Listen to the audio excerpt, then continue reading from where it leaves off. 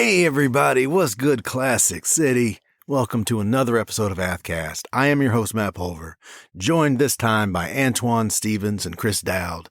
Let's get it started.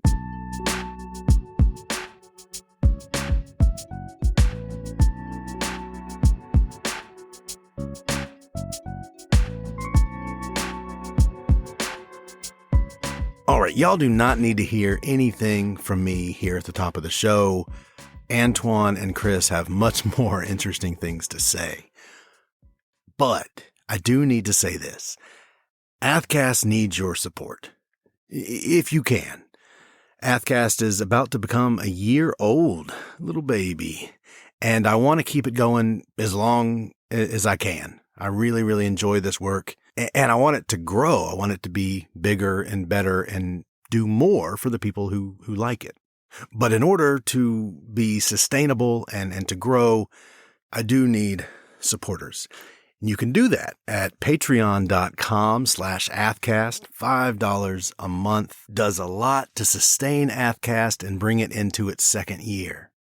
Now, what does that $5 a month get you? Well, first, it gets you my deepest gratitude. I mean, seriously, I really, really enjoy the work of AthCast, but it's hard. It's hard. With a job, 2 young kids, it's just a lot. And I'm truly appreciative of the show's supporters for helping to sustain the show and keep it going and keep it growing. But what you get for real as a supporter at Patreon is access to bonus episodes, extra content that doesn't make the show, lots of stuff that will be coming. There's stuff there already, but there will be a lot more coming. For instance, if you listen to the time capsule mystery episode back last year, I managed to get a picture of that 150-year-old strange mystery object, and I posted it there with some more info. I'm still more of a writer than I am a talker, so I look forward to doing a lot more in terms of writing and giving y'all context and background on stuff and insight into some of the stories that AthCast covers, and you'll be able to find all of that at patreon.com/AthCast. And there will also be bonus episodes for supporters. I'm doing a big History of Athens series right now that will be on the Patreon. This is History of Athens from the very beginning until now, which I'm really excited about. And then there'll be other episodes of different shapes and sizes for supporters. One last time, that is patreon.com/AthCast, patreon.com/AthCast. Enough of all that. Let's get to the conversation with Antwon and Chris.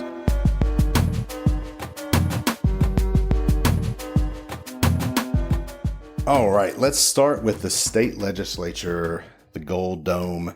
The big news this legislative session was kind of what failed more than what actually passed, and how the bills failed. Because, as y'all know, and as most people know, the Republicans run the state government. Democrats only have so much power. They have the power to complain. Really, that's about it. So what really goes on at times, and especially this legislative session, was this internecine battle among the Republicans. And this year saw the MAGA wing of the party square off once again against the moderate wing that is controlled by Governor Kemp, Speaker Burns, and others.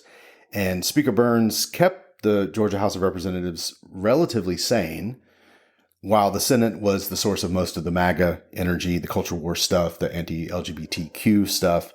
And so the House became the place where all these culture war bills sort of came to die. So what ended up happening is Governor Kemp, Speaker Burns, and the normal people in the state Republican Party look like they're kind of just calmly governing, albeit conservatively. I mean, I don't agree with a lot of it, but they're like just governing, which feels refreshing in this day and age, while the MAGA folks howl at the periphery and in the woods or wherever they stay. A lot of state Republican parties at this point, it seems, have been like fully digested by the MAGA wing. And so Georgia is interesting because it's unique in that it's still got these sort of Reaganite old school Republicans in charge. So this MAGA wing, like I said, failed over and over again, swung and missed. Every single one of these anti-LGBTQ bills that they had put forward, more than 20 of these bills, they all died. They all failed. Meanwhile, Kemp and crew got their budget across the line, which secured another $2,500 a year for public school teachers, $3,000 a year for law enforcement, $3,000 a year for child welfare workers, which sounded probably much needed. All state employees, including university employees, will also get more modest raises, a 4% bump. But all of this comes after a series of raises in recent years under Governor Kemp that have very, very significantly raised the living standards of employees of the state of Georgia, their families, their communities. And meanwhile, the MAGA wing keeps raging.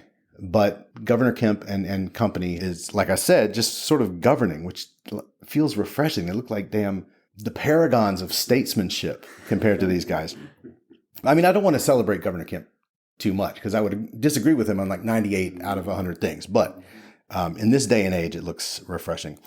In addition to the tidal wave of anti-LGBTQ bills that all failed, we saw a sports betting bill fail, Medicare expansion failed once again, and an attempt to halt mining in the Okefenokee Swamp also failed, which is wild to me.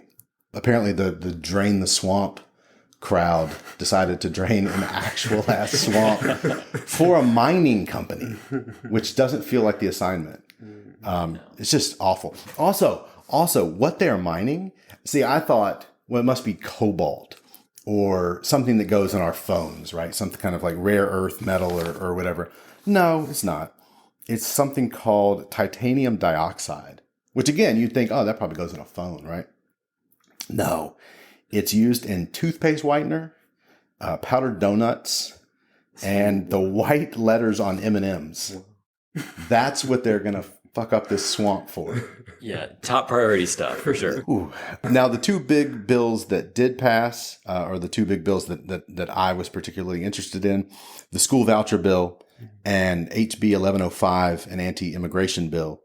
I've already gone on at length about the voucher bill. I'm not going to rehash that here, although I would like to hear your thoughts, Antwon, as a former member of the school board. You can listen to my first Howdy episode from a couple weeks ago if you want to hear me rant about vouchers for 30 minutes. I wouldn't suggest it. An announcement, I will be having on Laura Smothers very soon, hopefully next week, to debate that voucher bill. Debate might be too strong a word. We converse about the voucher bill.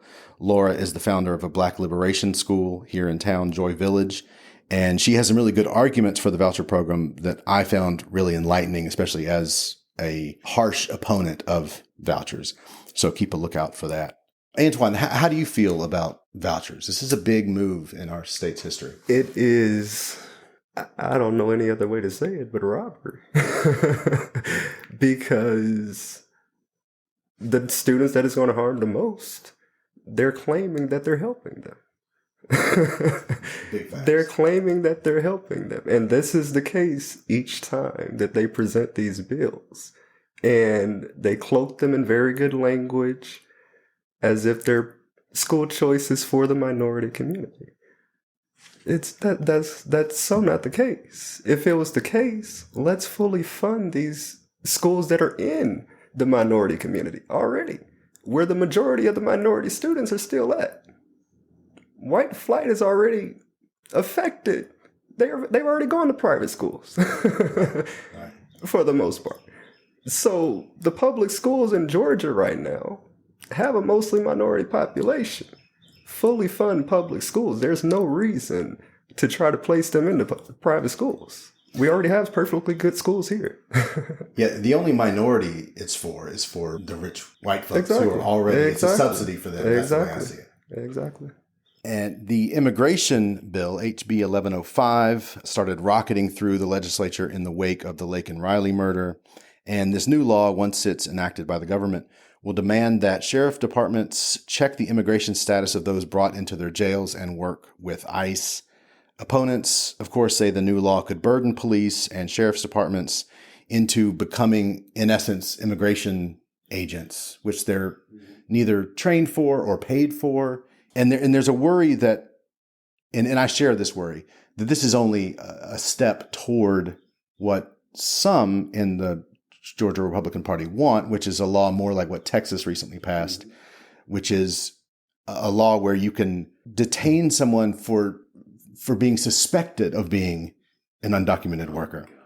Now that is held up in the courts right now. That I think that's enjoined by the courts currently, but that's what they want, and that's a nightmare scenario. And the Georgia law, this is the one that requires sheriff's departments to cooperate with ICE on those detainers. Is that correct?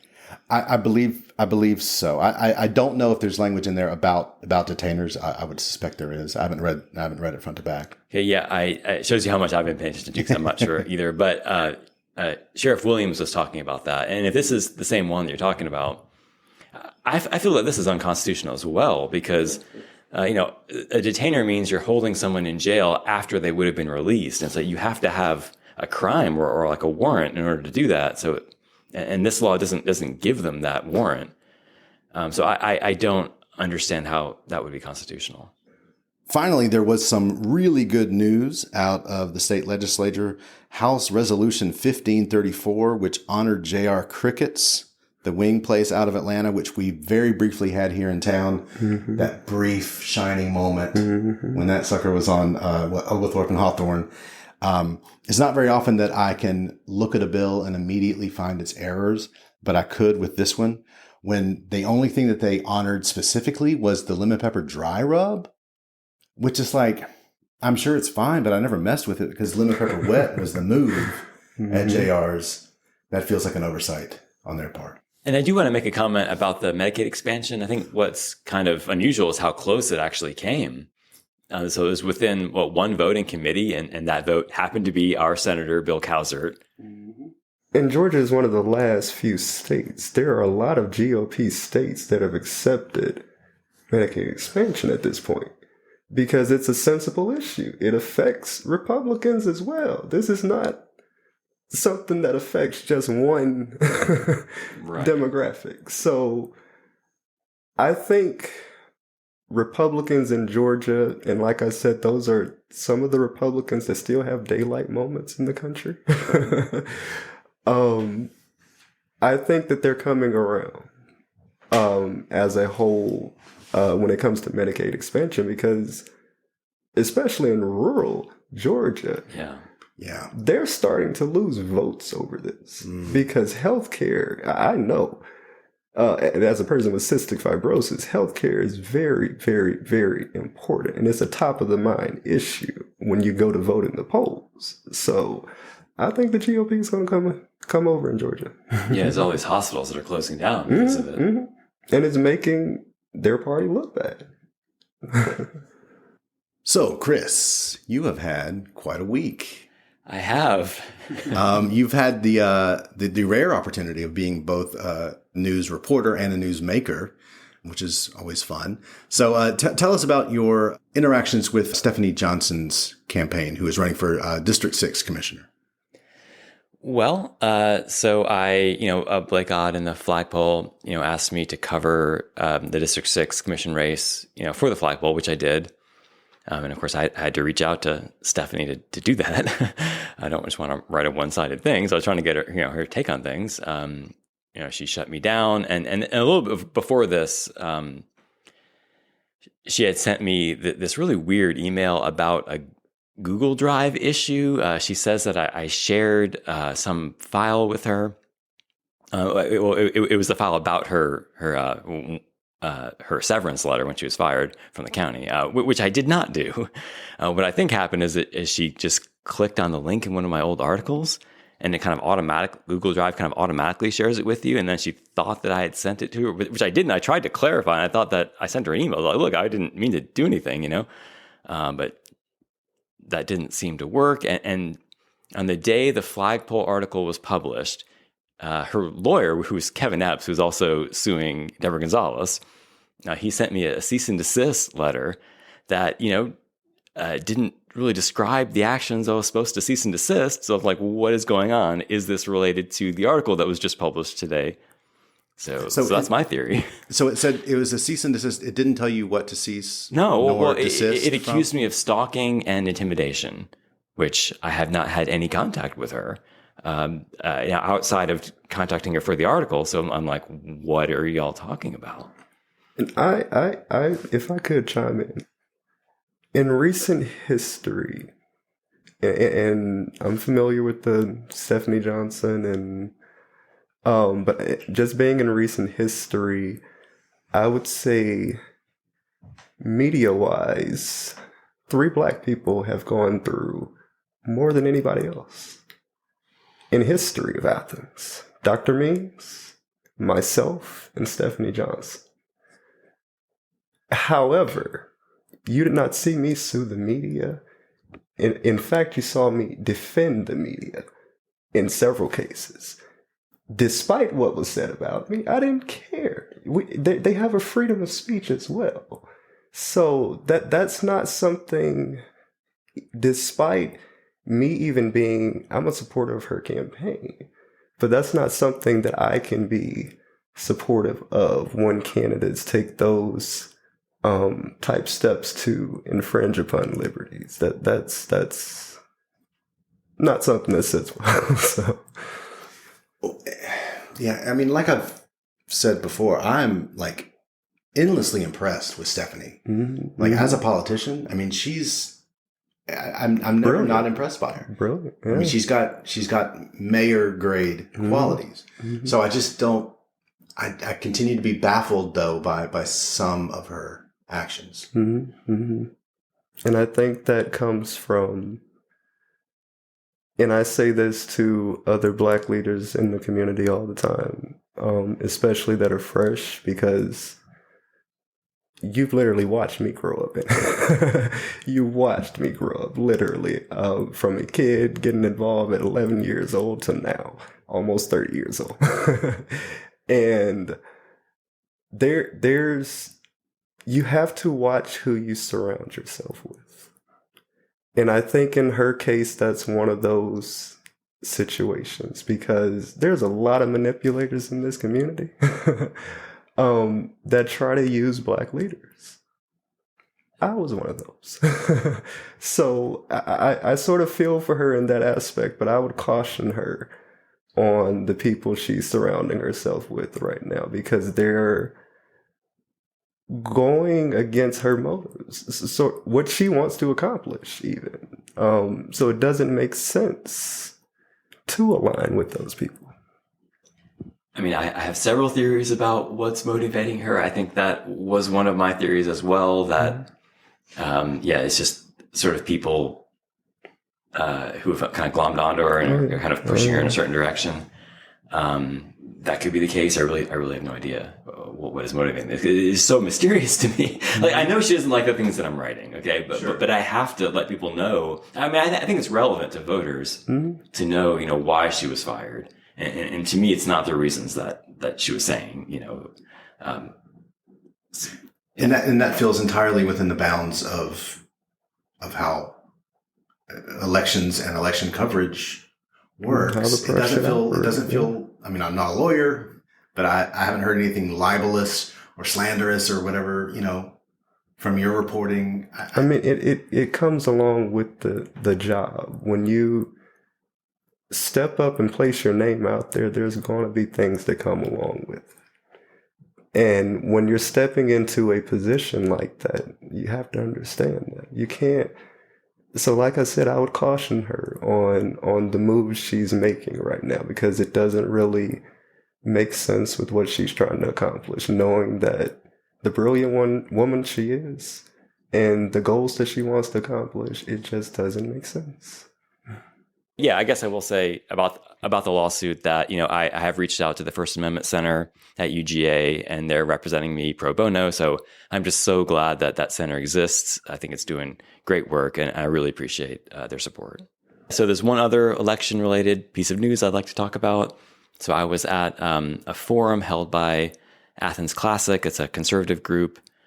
And they had like a slate of candidates who they invited, who I believe they're supporting these candidates. This was Stephanie Johnson, Mama Sid, and Jason Jacobs in District 2. And at the very end of the meeting, the cowboy grilled cheese guy, we all know him by now. Athens sweetheart. Yeah. He asked a very pointed question, kind of like held their feet to the fire on it, which, I sort of appreciated actually. But he asked if they would vote to repeal the 2019 resolution in support of the, undocumented and immigrant community here in Athens. And they all said they would vote to repeal that, which first of all is weird because you can't really repeal a resolution. Resolution is just like a statement of opinion at the time that it was created, and it's not really possible to repeal it. It's like the J.R. Cricket's resolution. You can't repeal words that were spoken. Right. And but what they could do is issue another resolution, which I guess is what they meant when they said yes. That would say, we don't support the immigrant community. Fuck immigrants. No, we don't want those kind of people here, et cetera, et cetera. Like, seriously, what would that look like? It would be so awful, I can't even comprehend it. Because if you write something that positively, like you don't just retract what was said, you don't repeal what was said, because that's impossible. So you have to say something that would negate, is basically fuck immigrants. Right. It would be immigrants don't make contributions to our society and our economy. We don't think they should live here. That would be the opposite of the resolution that was passed. In order to make clear to everyone that like you are to fully disregard the 2019 resolution, like to fully negate it, you would have to be ultra severe. It feels like in your, let's just say, hatred of people that don't think fit in to the American fabric or whatever. Right. And so I thought maybe they hadn't ever read it. They didn't really realize what they were saying. So I went up to Jason Jacobs, at the end of the debate or the forum, and he said that he had read it. And I guess he must have read it recently because this is when everything has been going down with the Lake and Riley murder. So I know he's read it recently, so he knows what it says. And he kind of solidified, he kind of continued to say, yes, I would want to repeal that when I was speaking with him. He said, and this is after I had identified myself as a journalist. I think I was getting kind of criticized because I thought he recognized me is what happened. Because I was sitting there for an hour with a camera in his face. I thought he assumed I was media, but maybe he thought I was recording it for Athens-Clarke or something. So there was some confusion in the beginning, but eventually I realized he didn't know who I was. I introduced myself. And then after that, he said this: the 2019 resolution sent a message of come one, come all. Our doors are open to come in. If you need something, come here. If you cross illegally, don't worry about it. And then he wanted to let me know that his grandparents came. My grandparents came here from Greece. They came here legally. Absolutely, come one, come all. But if you're coming in to look for a place to hide away from something else, then how do you distinguish one person from another? So he's just kind of like, let's kick them all out. Or prevent them from coming here. I don't know if he realizes, what percentage of our population is actually undocumented. I think it's higher than a lot of people think. And I would say this because there was a point where Republicans, more specifically Ronald Reagan, welcomed immigrants to this country. Mm-hmm. It seems like when there is a way to capitalize, that's when the GOP sort of steps in. And this is another one of those situations where they're now waging a culture war. Back then, immigration fit their bill because they wanted to make money off of it. Now, they don't want those people. That's the lowest scum of the land. Let's kick them out. Let's also manipulate the black people into hating them too. And they've also been fear-mongering about refugees who are completely legal immigrants. Exactly. Just so everyone knows, they're heavily vetted by the State Department. But, this guy, Michael McClendon, he's, in the GOP, he wrote this. And that's why I would say, again, to my fellow black leaders in this community, watch the people you're surrounding yourself with. Because even though the GOP base makes up such a small base in Athens-Clarke County, Athens-Clarke County is the birthplace of some of the most powerful conservatives in Georgia history, including Brian Kemp, our current governor of Georgia. So the base here and power structure is very strong. They know how to manipulate elections without even having to run a candidate as a Republican. They're really good. Yeah, They very are good. Yeah. Very I good. marvel actually at their ability. And they know how to use candidates that have great intentions. And that's the case with this election. I mean, I know Dexter Fisher from the school board. I mean, these are good people. But, like I said, there's a manipulation going on behind the scenes. And I would just caution them, just watch yourself. Because and I understand the sentiment, and I've spoken on this, coming from the Black community where they're able to capitalize, because that's sort of an area where, a flaw of the Democratic Party, I would say, where Black Democrats are feeling left behind when we're the backbone of the party. And it seems like everybody else and every other country can get whatever they want. There's endless money right now to fund a genocide going on brown people. We still haven't repaired torn Black communities here at home, Black and brown communities here at home. And there's a frustration that has been brewing that the Democratic Party just is sort of kicking the can down the road on instead of handling. And that vacuum is sweeping those people into the Republican Party. Even if they're not, a lot of these people are not conservative people even. But, like I said, it's just that sentiment there that's building and building and building. And if it's not confronted at some point, we're going to face a blowback. So. Yeah, I mean, the Democratic Party has been taking Black folks for granted for, forever. To varying degrees. Who was able to help Joe Biden win Georgia? I mean, right. Yes. Right. Perfect example. And also since you mentioned the election as well, I definitely wanted to pinpoint the dynamics locally when I say the manipulation going on. In the previous election with Brian Kemp running for governor, you saw Reverend Warnock win the election at the same exact time. Mm-hmm. Yeah. And there was a very high percentage of Black people that completely dropped off the map when it came to supporting Stacey Abrams, that also supported Reverend Warnock.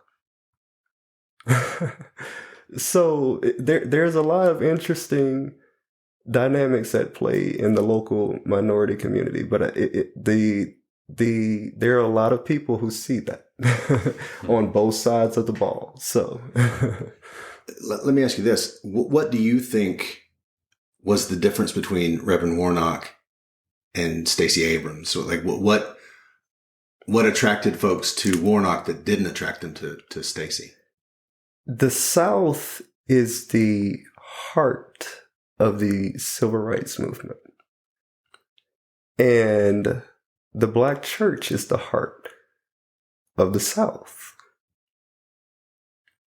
That's just something that it's not going to shake anytime in the near future. We have to confront those dynamics there and actually examine them. And like I shared my story, being raised in a socially conservative family that voted Democrat, there's a lot of conflicting things there.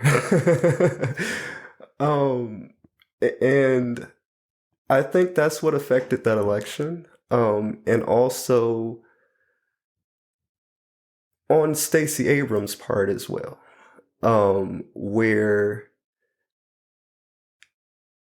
there was sort of a fall off when it came to her messaging towards the Black community.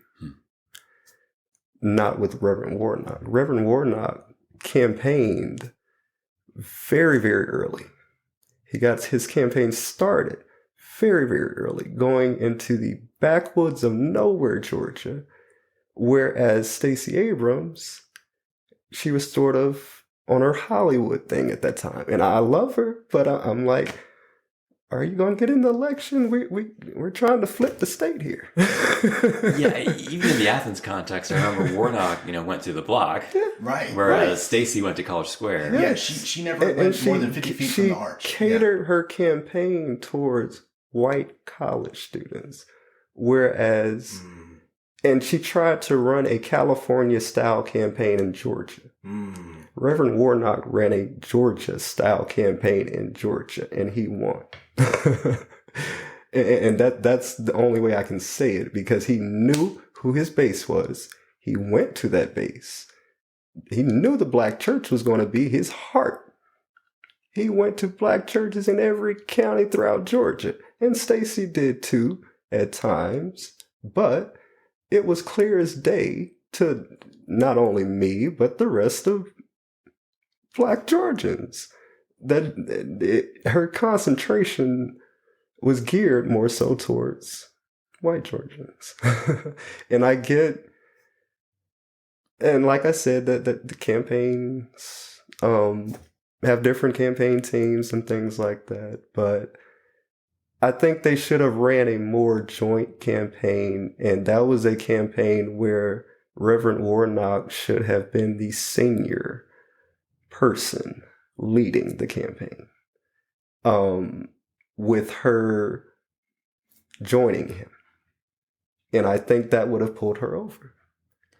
I think you're right. I also think there was another factor, which was kind of white suburban voters who didn't want Herschel, but they did like Kemp. But just to add on to what you're saying. Sure. Yeah. And I would say, even with the route she took, which may win votes typically, when she really made it a pinpoint in her campaign to try to paint Governor Kemp as a racist. Especially being in the South, being from Athens, excuse me. Governor Kemp is well known in the black community. Very well known. He attends black barbershop, goes to black church, lives in Winterville, Georgia, on the east side of Athens. and that was something she wasn't going to succeed at. I understand that we have a lot of differences with Brian Kemp, yes, but that wasn't the route that the campaign should have taken to try to win in Georgia, where he was such a well-known person. That wasn't something that was going on. He wasn't a Trump. Right, she was not challenging a Trump, so you have to run a little different. Herschel was Trumpy. Yes, Kemp was known for standing up to Trump. The only thing I would want to say is that as far as especially Jason Jacobs running in District 2, which is the most progressive district in all of Athens, we don't want to vote for someone who doesn't want or doesn't appreciate the value of having immigrants here. And that is the pandering that I sort of mentioned there with candidates running right now. I understand that there's conservative votes are out there. Conservative money's out there. But conservative money is also out there. But how much of your principles are you going to sacrifice? Because these are some very good candidates, and I'm seeing a lot of things that I'm just like, where did that come from? I will say I spoke to Jason yesterday, and that interview will be up sometime on the pod. And I will say that I went into the interview expecting more conflict than I encountered. He actually sounded like either a very conservative Democrat or a liberal Republican. But I also wonder now, with what you said, Chris, about what he told you at that Athens Classic, whatever thing, he might be trying to walk a very difficult, thin line where he's trying to make different populations and parties happy. And I don't know if that's possible. It is not. And that's why I keep stressing this, because there is no point in sacrificing who you are for the smallest percentage of Athens. The smallest percentage. Right, especially District 2. It's tiny in District 2. Yeah, I'm going to sell my soul for like 17 votes. Right. Like, what? But I mean, he has this kind of similar views on homelessness. So I think, I think it's consistent with. Yeah. And I will say this, because I've also mentioned just the dynamics in Athens where there's a resentment building from the Black community that I think is going to affect the next election. And this is just a perfect example where there's a vacuum being left by white Democrats, our allies, where when they are elected, they're more so speaking in a place, and I think that's a frustration that's being voiced with Melissa Link right now from knowing just how the dynamic is in the community. Being a progressive, I would want Melissa Link in that position. But there are certain things like confrontations with Black people and the way you talk in a position sort of if you're in power over us, where it's like you're hurting yourself with the very base. Black progressives are very big in Athens, and all of a sudden you see this big wave going to the right. So that's one of those things that's going to have to be confronted, where our allies at the table are going to have to learn how to engage Black and brown people more effectively, and bring us along with the conversation, not just lead in a way as if it's talking for what's best for us. And that's the most common frustration out of the Black community, and conservatives are capitalizing on that. They see that, and they're using it. So last week there was a big block party up at the Pig. We used to call it the Pig. Does everybody call it the Pig? The Pig. That's how we used to have a Piggly Wiggly where I grew up over in LaGrange. I'm a hometown North Side person, so for us, that district is still Sky City. Sky City. Oh, word! I didn't. Sky City. That's new to me. Okay. Mm-hmm. Okay. So Sky City was jumping off. I guess last weekend. A big old block party, and then the cops showed up, and showed up in real numbers, right? Very, very big. Yeah. So tell us more about that and how you see it. Well, as I was mentioning earlier, that would be one of the largest Black parties in Athens history.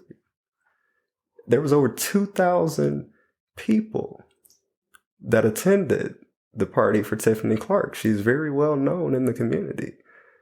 And this is one of the things I say, there are different circles. Athens is a very small community, but not everybody is connected. There's a very big friction there. So what may have seemed as a threat to white people was not a threat to us as hometown Black Athenians.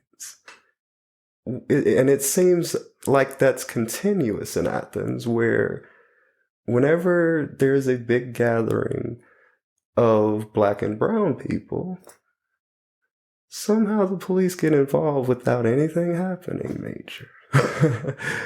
Yet, you have UGA students every weekend tearing the hell out of downtown. Mm-hmm. and there's no outrage.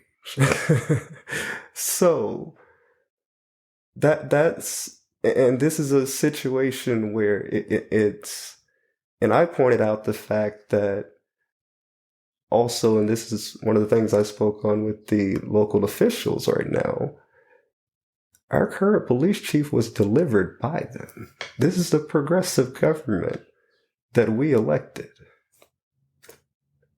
That's something that the Black community is frustrated on. That's a vacuum that's been left there. And this is one of those situations where you're just amplifying the blowback that's about to happen. And it's been building where Athens used to have a very thriving Black arts community when I was young. This is not the Athens I remember.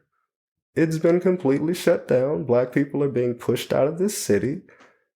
The poverty rate among the Black people that are here is astounding.